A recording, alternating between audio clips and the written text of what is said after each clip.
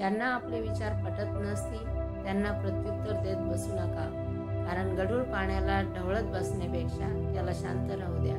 गाळ हा आपोआप खाली बसतो. लागलेली भूक, नसलेला पैसा, तुटलेलं मन आणि मिळालेली वागणूक जे शिकवून जाते ती कोणतीच डिग्री शिकवत नाही. जीवनात स्तुती करणाऱ्यांपेक्षा चुका काढणाऱ्या लोकांना जास्त महत्त्व द्या. समाधानी राहिलं की एकांतातही आनंद मिळतो. मोठं झाल्यावर कळलं खेळणी महाग नसतात, बालपण महाग असतं. प्रत्येक क्षण हा काहीतरी शिकवणारा असतो, ज्यामुळे आजच्या अडचणी उद्याच्या यशाचा पाया रचतील यावर विश्वास ठेवा.